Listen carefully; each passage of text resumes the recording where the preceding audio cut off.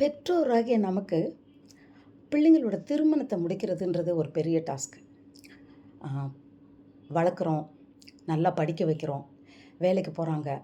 ஒரு சரியான நேரம் வரும்போது ஒரே கன்ஃப்யூஸ். எப்படி ஒரு மகன் வர்றான்? நம்ம பொண்ணுக்கு எப்படி மாப்பிள்ளை பார்க்க போகிறோம்? நம்ம மகனுக்கு எப்படி நல்ல மருமகளை பார்க்க போகிறோம்? நம்ம என்ன பண்ணுறோம்? உலகத்தாரெலாம் பொருத்தம் பார்ப்பாங்க. ஆனால் இன்றைக்கு நாமும் கூட கிறிஸ்தவர்களையும் பொருத்தம் பார்க்குறோம். ஜாதகம் மாதிரி பார்க்குறோம். எப்படி? அந்த ஜாதகம் இல்லை, மனசுக்குள்ளேயே ஒரு ஜாதகம் வச்சுருக்கோம், பொருத்தம் வச்சுருக்கோம். எப்படி தெரியுமா? பொண்ணு பொண்ணை பொண்ணை விட மாப்பிள்ளை நல்லா படிச்சிருக்கணும், பொண்ணை விட மாப்பிள்ளை நிறைய வேலை செய்யணும். சிலர் வந்து ஒரே டிபார்ட்மெண்ட்டில் வேலை செய்யணும்னு சொல்லுவாங்க. டாக்டர்னா டாக்டர், இன்ஜினியர்னா இன்ஜினியர்னு சொல்லுவாங்க. சிலர் ஆர்த்தோடாக்ஸ் ஃபேமிலி பார்ப்பாங்க. சிலர் ஃபேமிலி பேக்ரவுண்டு ரொம்ப நல்லா இருக்கணும்பாங்க. சிலர் வந்து அவங்க சொந்தக்காரவங்களாம் எப்படி இருக்கிறாங்க, அவங்கெல்லாம் என்ன பண்ணுறாங்க, அம்மா அப்பா என்ன வேலை செய்கிறாங்க, எல்லாத்தையும் பார்ப்பாங்க. அதே மாதிரி பொண்ணோட பையனோட வீட்டில் என்ன செய்வாங்க தெரியுமா? பார்க்கும்போது இது பொண்ணு சிவப்பாக இருக்கா, பொண்ணு அழகாக இருக்கலாம், இதைத்தான் ஃபஸ்ட்டு பார்ப்பாங்க. அடுத்து ஈக்குவலாக படிச்சிருக்கணும், நல்லா வேலைக்கு போகணும், இப்போல்லாம் வேலைக்கு போகணும். இப்படி அவர்கள் பொருத்தமும் ஜாதகமும் பார்த்து திருமணத்தை நடத்துறதுனால இன்றைக்கு கோர்ட்டில் பார்த்தா இந்துக்களை காட்டிலும் சொல்லவே ரொம்ப கஷ்டமாக இருக்குது பிரியமானவர்களே. நம்மளுடைய கிறிஸ்தவ சமுதாயத்தில் டைவர்ஸ் அதிகமாகிக்கிட்டு இருக்கு. நிறையா சொல்கிறாங்க, அதிகமாக இருக்குது. தேவன் இணைத்ததை மனிதன் பிரிக்காதிருக்க கடவன். ஏன்னா நம்ம தேவனை இணைக்க விடல, மனுஷங்க தான் இணைச்சிடறோம், அதனால அது பிரிஞ்சிருது. ஆம், தேவனுடைய சித்தத்தை நாம் பார்க்கும்போது நிச்சயமாக அந்த திருமண வாழ்க்கை அருமையாய் அமையும் பிரியமானவர்களே. ஆபிரகாம் வயசாயிருச்சு, அவன் சொல்கிறான் எலேசாயர்கிட்ட கொடுத்து, எப்பா நீ போய் எனக்கு என்னோடய மகனுக்கு பொண்ணு பார்த்துட்டு வா. எலேசாயர் யார்? வேலைக்காரன். அவனை நம்பி பொண்ணை அனுப்பினான்னு நினைக்கிறீங்களா நீங்கள்? பொண்ணு பார்க்க சொன்னார்னு இல்லை பிரியமானவர்களே, கர்த்தரை நம்பி அனுப்பினான். எலேசாயரும் எப்படி போகிறாரு? அவர் போய் நின்றுக்கிட்டு அழகான பொண்ணு எங்கே வர்றா, நம்ம ஜாதியில் பொண்ணு எங்கே இருக்கா, நம்ம ஆண்டவர் சொன்னாரே அதில் பார்க்காத, நம்மளுடைய இனத்தில் பாருன்னு எப்படி நம்ம பார்க்குறது? இப்படியெல்லாம் பார்க்கல. அவர் போய் நின்றுக்கிட்டு அந்த துறவண்டை நின்றுக்கிட்டு சொல்கிறாரு, இங்கே நிறையா பிள்ளைங்க வர்றாங்க, பொண்ணுங்க வர்றாங்க, யார் வந்து நான் குடிக்க தண்ணி கேட்டவுடனே எனக்கு தர்றாங்களோ அதுதான் என் எஜமானனோட மருமகன் சொல்லி அவர் நினைக்கிறாரு. அதே போல் எத்தனையோ பெண்கள் வர்றாங்க போகிறாங்க.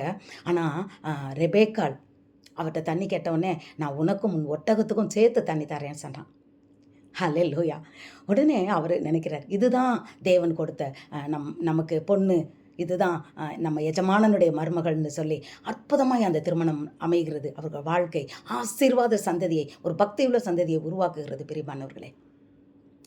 நான் கூட ஒரு புக்கு படிக்கும்போது ஒரு ஊழியக்காரர் அவர் எழுதியிருந்தார், நான் வந்து பொண்ணு பார்க்க நான் ஃப்ளைட்டில் போய்கிட்டு இருந்தேன். அப்போ வந்து ஒரு அழகான ஒரு பொண்ணை பார்த்தோன்னே எனக்கு இந்த பொண்ணு தான் அப்படின்னு தோணுச்சு. அப்போ நான் வந்து ஆண்டவருடைய சித்தம் அறியணுமே, நம்ம போய் எப்படி கேட்குறதுன்னு சொல்லிட்டு நான் ஆண்டவர்கிட்ட கேட்டேன், ஆண்டவரே இந்த பொண்ணு தான் எனக்கு வர்ற மனைவியாக நீர் முன்குறித்திருந்தீர், ஆனால் இப்போது எல்லாரும் சாப்பாடு கொடுத்துக்கிட்டு இருக்காங்க, எனக்கு அந்த பொண்ணு தான் வந்து கொடுக்கணும்னு ப்ரேயர் பண்ணாராம். கொஞ்சம் நேரம் கழித்து அந்த பொண்ணே வந்து அவங்களுக்கு சர்வ் பண்ணாங்களாம். அப்போ அதுதான் மனைவின்னு அந்த திருமணத்தை முடித்து ஒரு பக்தியுள்ள ஒரு சந்ததி கொடுத்து ஒரு ஊழியக்காரராய் அருமையாய் அவர் வாழ்க்கையை அவர் ரன் பண்ணாருன்னு நம்ம பார்க்குறோம். ஆம் பிரியமானவர்களே, நாம் தேவனுடைய சித்தத்துக்கு எதிர்த்து நிற்கும்போது சில நேரம் திருமணம் நடக்கவே நடக்காது. ரொம்ப காலம் தள்ளிட்டு, ஏன்னா ஆண்டவர் வெயிட் பண்ணிக்கிட்டு பாரு, ஏய் நான் இங்கே வச்சுருக்கேன்லப்பா, நீ என்னப்பா அங்கே இங்கேன்னு போய் தேடிக்கிட்டு இருக்கியப்பான்னு. நான் கூட அப்படித்தான். என் பொண்ணுக்கு திருமணத்துக்கு மாப்பிள்ளை பார்க்கும்போது ஒரு 2 வருஷம் கடந்துருச்சு. ரொம்ப கவலையாக இருந்தேன். அப்போது என்னன்னா, நான் வந்து ஆண்டவருக்கு கண்டிஷன் போட்டிருக்கேன். நம்பர் 1, அவர் சிஎஸ்ஐ மாப்பிள்ளையாக இருக்கக்கூடாது, ஆவிக்குரிய சபையில் இருக்கணும். நம்பர் 2, என் வர்ற மருமகன் வாலிபர் கூட்டத்தை எடுத்து நடத்தணும். நம்பர் 3, நல்லா மியூசிக் போடணும். இது எல்லாமே கர்த்தருடைய பார்வைக்கு நல்லது தான். ஆனால் நடக்கலை, அது மாதிரி கிடைக்கவே இல்லை.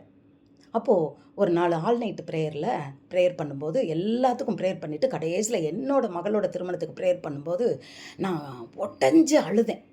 அப்போ என்ன சொன்னேன்னா, நான் ஏதோ ஒரு பாவம் பண்ணியிருக்கேன், அதனால என் பிள்ளையினோட திருமணம் இன்னும் தடைப்பட்டுக்கிட்டு இருக்கு. 2வது என்னோட ஜெபம் இன்னும் ஆண்டவர்ட்ட போகலையான்னு எனக்கு தெரியல. எனக்கு ரொம்ப மனசு கஷ்டமாக இருக்குன்னு சொல்லி அழுகும்போது, அங்கே இருந்த ஒரு நல்ல ஆவிக்குரிய சகோதரி சொன்னாங்க, சிஸ்டர் நீங்கள் பாவம் எதுவும் பண்ணலை சிஸ்டர். ஆனா நீங்க கண்டிஷன் போடுறீங்க. அப்ப நான் கேட்டேன், நான் என்ன கண்டிஷன் போட்டேன்? என் மருமக அழகா இருக்கணும், நெறையா சம்பாதிக்கணும், அப்படி இருக்கணும், இப்படி இருக்கணும். எதனால நான் கண்டிஷன் போட்டேனா? இல்லையே!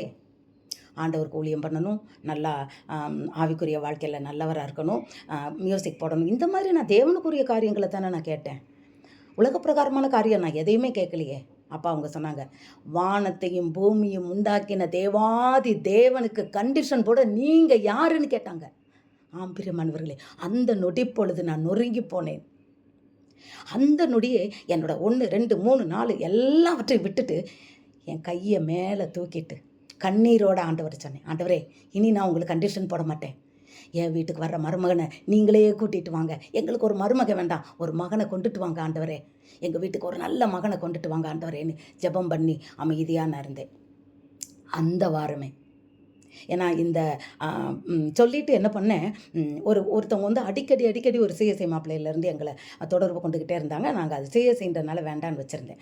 அப்போ நான் என்ன பண்ணேன், இந்த ஜெபம் முடித்த உடனே ஆண்டவர்கிட்ட கேட்குறேன், ஆண்டவரே ஒருவேளை இந்த சிஎஸ்ஐ மாப்பிள்ளைன்னு இருந்தா, இதுதான் உங்களுடைய சித்தம்னு இருந்தா, நீங்கள் தான் அவங்க தான் எனக்கு ஃபோன் பண்ணணும், எங்களுக்கு ஃபோன் பண்ணி மறுபடியும் பேசணும், நாங்கள் பேச மாட்டோம், இதுதான் உமக்கு சித்தம்னு. கரெக்டாக அந்த வாரம் அவங்க கூப்பிட்றாங்க. நாங்கள் கூப்பிட்டுக்கிட்டே நாங்கள் வரோன்னு சொல்கிறோம், நீங்கள் ஒன்றும் பதில் சொல்லலையே, நாங்கள் வந்து பொண்ணை பார்க்க வரலாமான்னு கேட்டாங்க. அன்றைக்கே வாங்கன்னு சொன்னோம். அப்போது ஒரு கண்டிஷன் போட்டேன் ஆண்டவர்கிட்ட, ஆண்டவரே இது ஆனால் அந்த நாட்கள் எல்லாமே ஃபாஸ்டிக் ப்ரேயரில் தான் இருப்பேன்.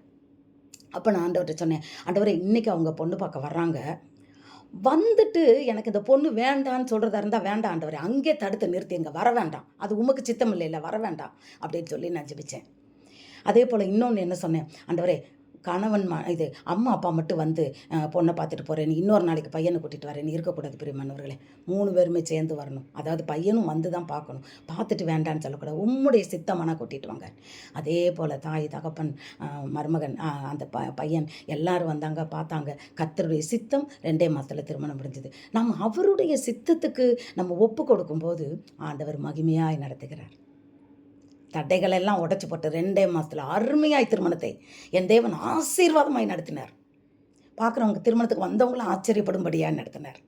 ஆம் பிரியமானவர்களே, இன்றைக்கும் உங்கள் மகனுக்காய் மகளுக்காய் நீங்கள் பார்க்குற அந்த திருமண வரனை கர்த்தருடைய கரத்தில் ஒப்பு கொடுங்க, கர்த்தருடைய சித்தத்துக்கு ஒப்பு கொடுங்க.